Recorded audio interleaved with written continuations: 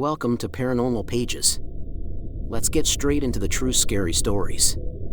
Story 1. Whispering Shadows. They told me the voices would go away if I took my medication. Dr. Sullivan, with his reassuring smile, promised me peace and quiet, a normal life free of the intrusive whispers that had haunted me since childhood. But what they never mentioned was that even if the voices ceased, the shadowy figures would remain. I discovered this the hard way, and it all began the night I moved into the old Victorian house on the outskirts of town.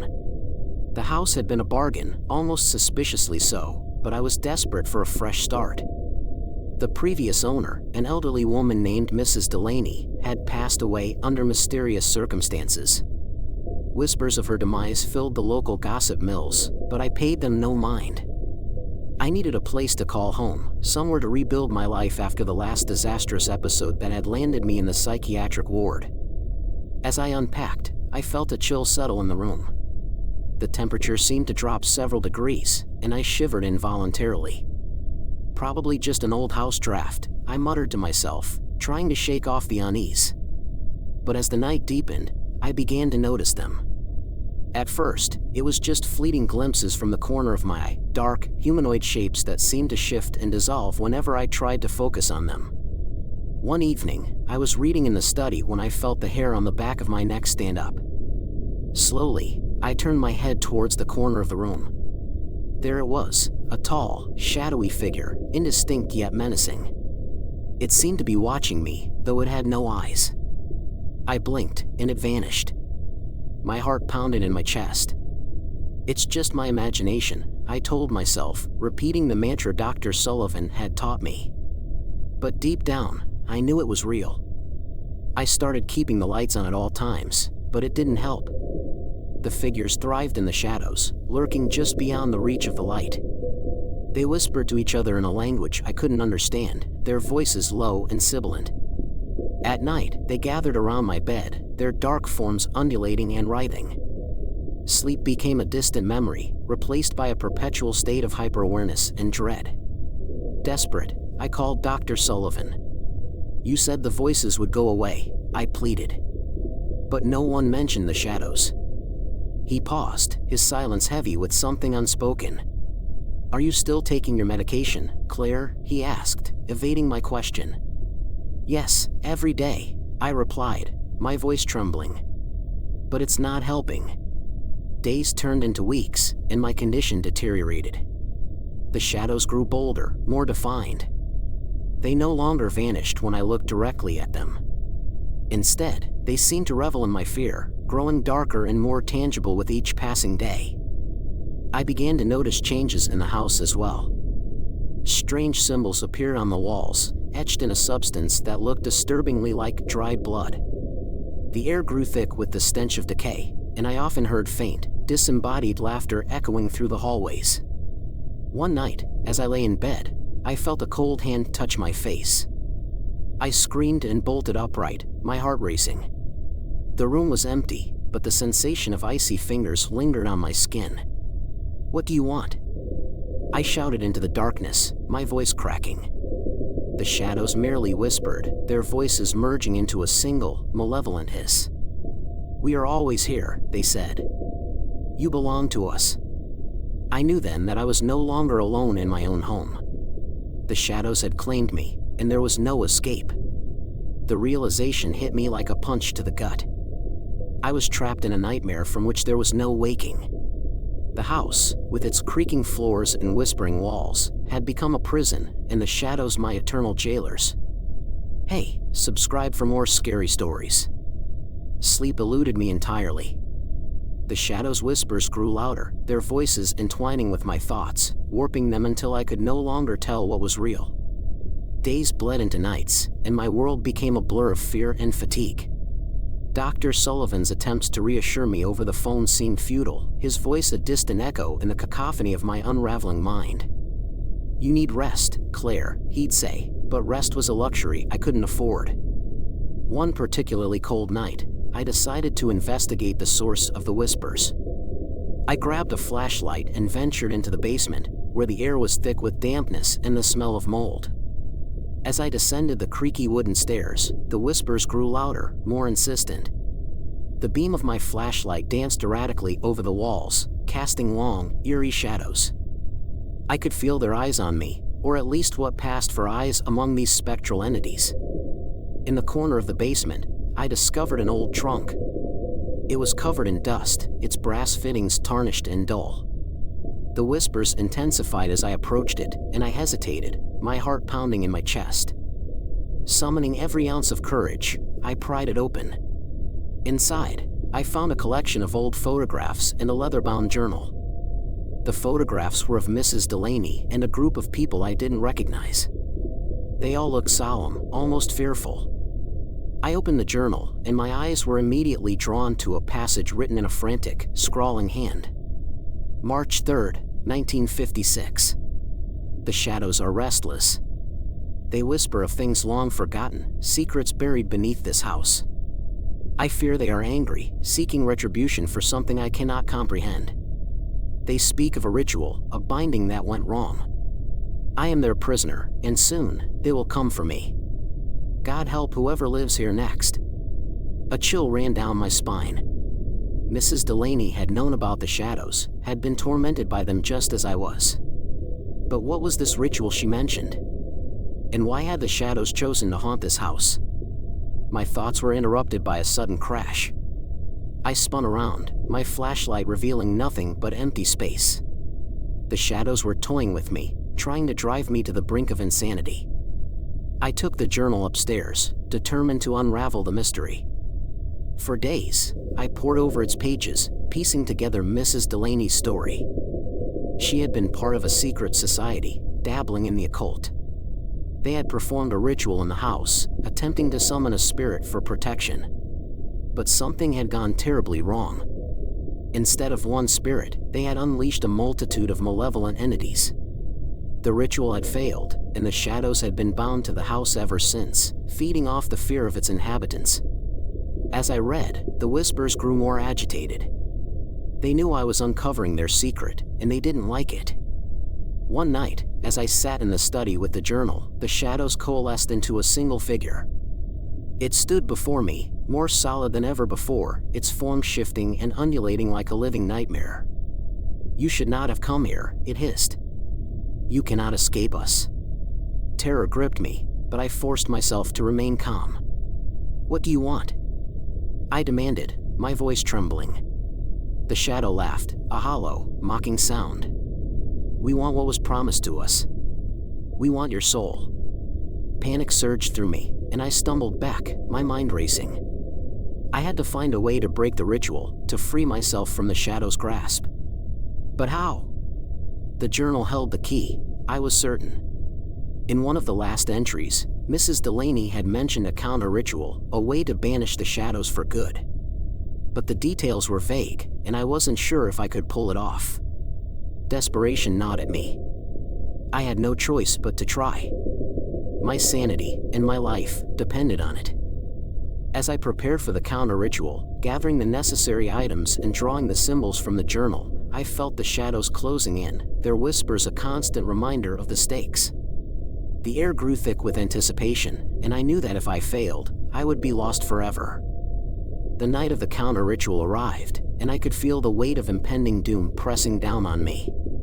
Every creak of the old house sounded like a death knell. I laid out the items described in Mrs. Delaney's journal: candles, chalk, a silver dagger, and a small vial of what she had cryptically labeled cleansing salt.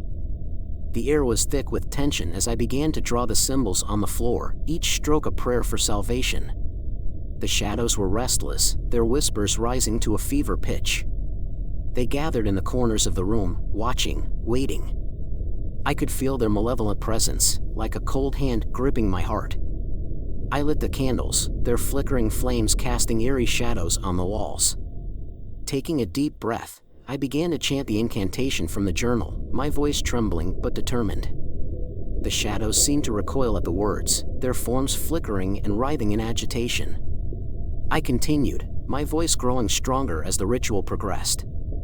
"By the light of these candles, by the purity of this salt, I banish you," I intoned, repeating the phrases over and over.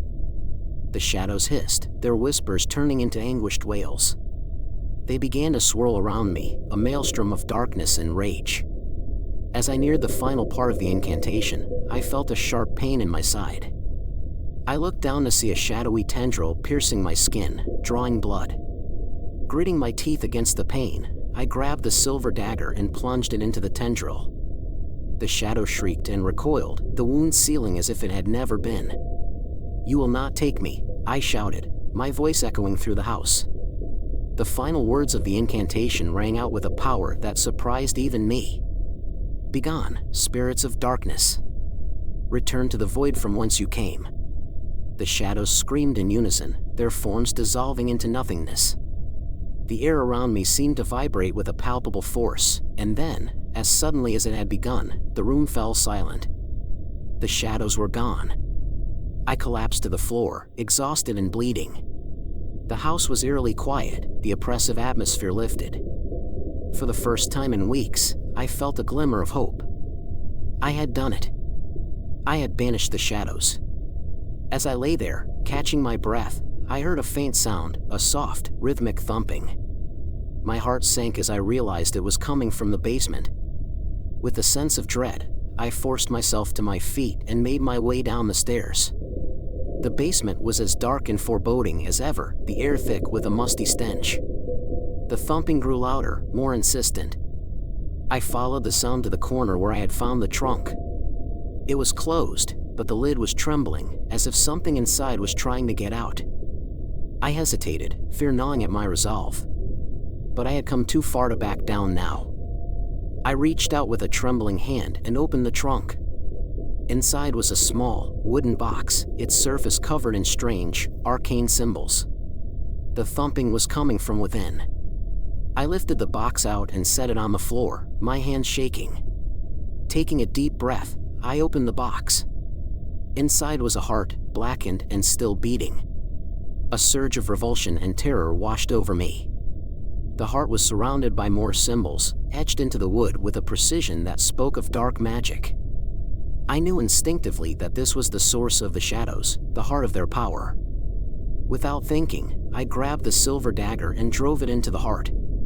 It shrieked, a sound so piercing and filled with agony that I thought my ears would burst. The heart convulsed, then disintegrated into ash. The basement fell silent, the oppressive atmosphere lifting completely. It was over. I climbed back upstairs, my body trembling with exhaustion and relief. The house felt different, lighter. I knew the shadows were truly gone this time. But as I collapsed onto the couch, a nagging thought tugged at the edge of my mind. What if the shadows weren't the only thing lurking in the darkness? Subscribe for more true scary stories. Story 2. Haunting of Blackwood Manor. The first time I set foot in Blackwood Manor, the air felt thick with secrets. I inherited the estate from my great-aunt Margaret, a woman I scarcely remembered, yet the sense of obligation pulled me to this remote corner of the countryside. The manor was an imposing structure, its Gothic architecture and ivy-covered walls standing defiantly against the passage of time. As I crossed the threshold, I couldn't shake the feeling that I was trespassing on sacred ground.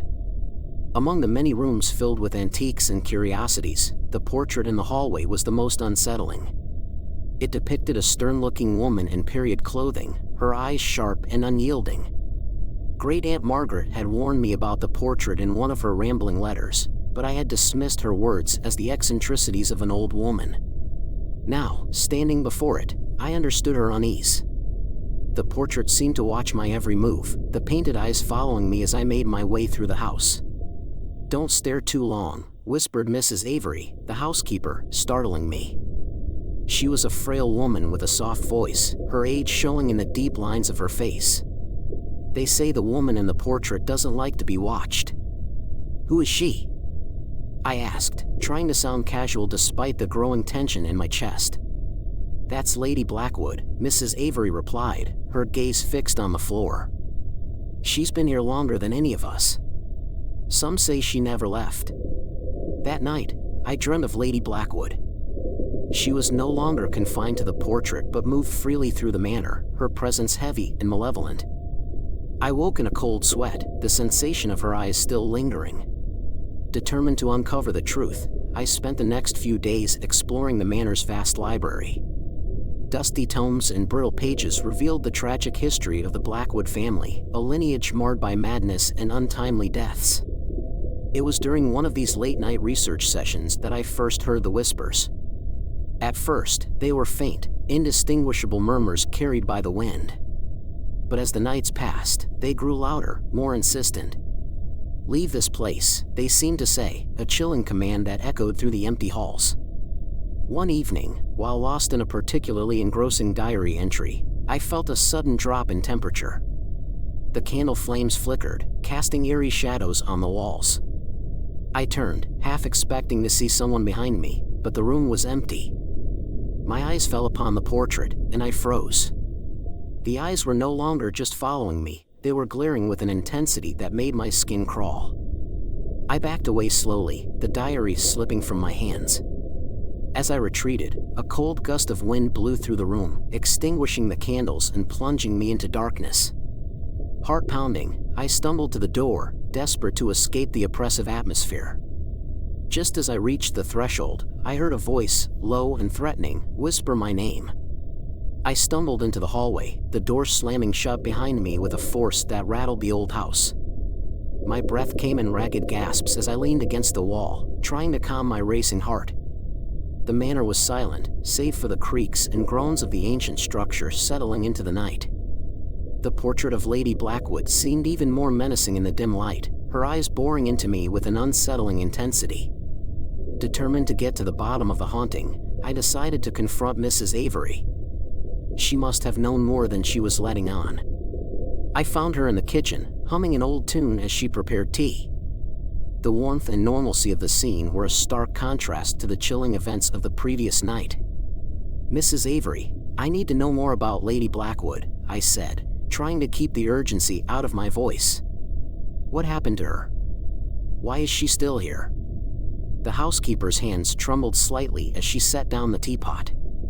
"Some things are better left alone, dear," she replied, her eyes filled with a sorrowful wisdom. "But if you insist on knowing, come sit by the fire. It's a long story." As we sat by the crackling fire, Mrs. Avery began to recount the tale of Lady Blackwood. She was a woman of great beauty and intelligence, but her life was marked by tragedy. Her husband, Lord Blackwood, was a cruel man who met a mysterious end. Lady Blackwood was accused of his murder but was never convicted. She lived out her days in isolation, tormented by the rumors and whispers of the villagers. Some say she went mad with grief and anger, her spirit forever bound to the manor. "She's not at peace," Mrs. Avery concluded, her voice barely above a whisper. "She's trapped between worlds, searching for justice or revenge. I believe she sees you as a threat, someone who might uncover the truth." Her words sent a chill down my spine, but they also fueled my determination. I had to find a way to communicate with Lady Blackwood's spirit, to understand her pain and perhaps help her find peace. That night, I gathered what little courage I had and decided to hold a seance. I set up a circle of candles in the drawing room, the flickering light casting long, eerie shadows. "Lady Blackwood," I called out, my voice trembling. "I know you're here. I want to help you. Please, show yourself." At first, there was nothing but silence. Then, the temperature in the room plummeted, and a dense, oppressive energy filled the space. The candles flickered wildly, and I could hear the whispers again, louder and more distinct. They seemed to swirl around me, a cacophony of voices crying out in anguish. Suddenly, the portrait of Lady Blackwood seemed to come to life. Her painted eyes glowed with a malevolent light, and her mouth twisted into a grimace. "You should not have come here," a voice hissed, filled with venom and despair. "You cannot save me. No one can." Before I could respond, a gust of wind extinguished the candles, plunging the room into darkness. I felt a cold hand brush against my cheek, and I stumbled backward, my heart pounding in my chest. The whispers grew louder, more frantic, and I could feel the presence of Lady Blackwood closing in on me. The days that followed were a blur of unease and sleepless nights. Each corner of Blackwood Manor seemed to hold a new shadow, a fresh whisper of fear. I knew I was on the verge of something monumental, but the weight of Lady Blackwood's presence was taking its toll on my sanity. Determined to find answers, I decided to delve deeper into the family's history, hoping to uncover the root of her torment. I found myself drawn to a small, neglected study on the top floor of the manor. It was cluttered with old documents and forgotten relics. Among the dusty papers, I discovered a collection of letters exchanged between Lady Blackwood and her husband. They painted a picture of a marriage filled with distrust and cruelty. Lord Blackwood's accusations and Lady Blackwood's pleas for understanding were heart-wrenching, revealing a relationship twisted by lies and betrayal. One letter, in particular, stood out. It was a frantic, tear-stained plea from Lady Blackwood, begging for her husband's forgiveness. She spoke of a dark secret, something she could never confess. As I read, I felt a cold draft sweep through the room, and the sound of footsteps echoed in the hallway. I was no longer alone.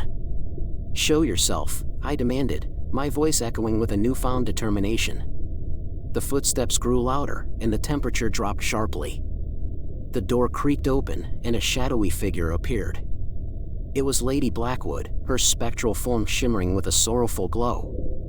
Her eyes, though filled with anger, also held a deep, unspoken pain. "You seek the truth," she said, her voice ethereal and haunting. "But some truths are best left buried. You cannot change the past." "I need to know," I insisted. "What happened between you and Lord Blackwood? Why are you trapped here?" She sighed, a sound filled with centuries of despair.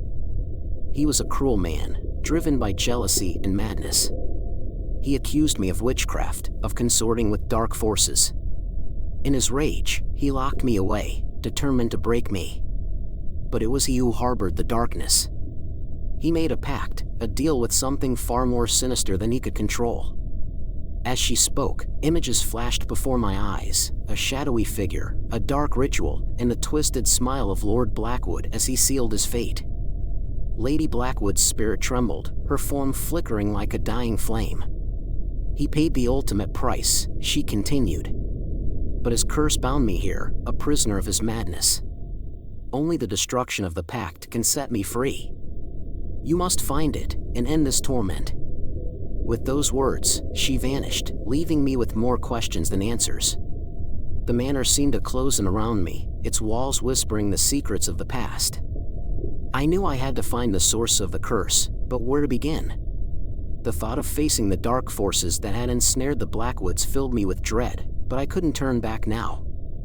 That night, I scoured the library, searching for any reference to the pact. Hours passed, and just as I was about to give up, I stumbled upon an old, leather-bound journal. It was Lord Blackwood's, filled with cryptic notes and dark incantations. The final entry detailed a ritual performed in the manor's hidden chamber, a place he referred to as the Sanctum of Shadows. Determined to end the curse, I set out to find this hidden chamber. The manor's layout was a labyrinth of twisting corridors and secret passages, but I was driven by a sense of urgency.